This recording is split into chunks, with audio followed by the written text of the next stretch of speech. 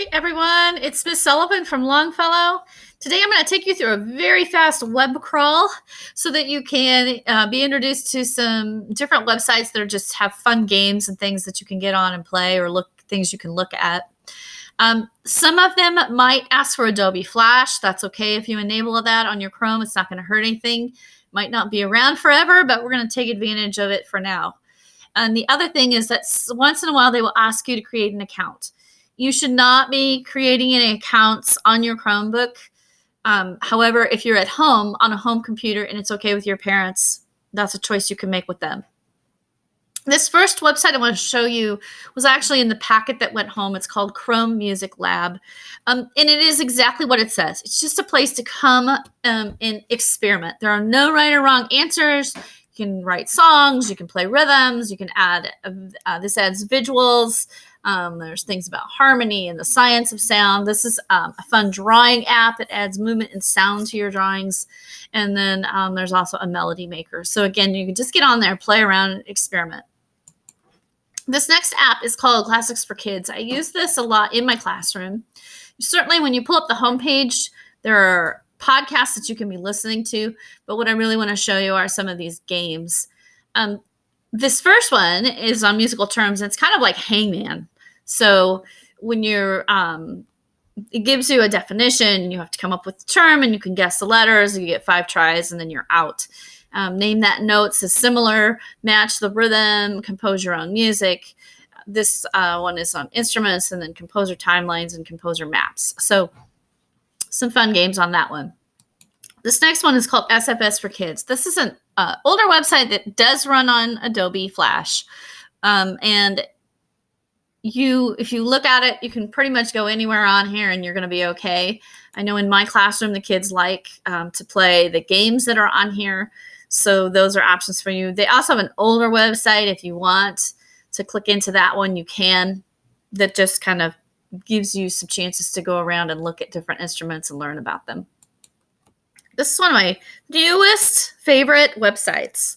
This is called From the Top, and it is totally dedicated to videos about kids who make music.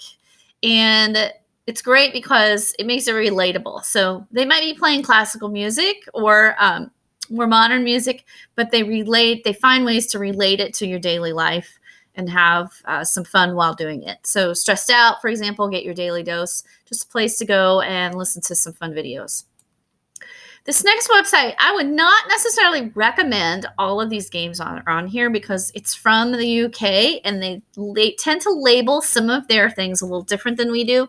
But there are 2 games that I think are a lot of fun. One is called Rhythm Bandit. And this one, you just have to know your rhythm values. So make an anchor chart for yourself if you need to, because as you're playing, what you're going to be doing is adding those rhythms together and seeing how high of a score you can get within a certain amount of time. And then the other one on here that I would recommend is Name That Note. My kids use this one and really like it. Again, it's timed. There you can see where it's asking to enable Adobe, and that's okay. And you're going to want to choose treble clef on this.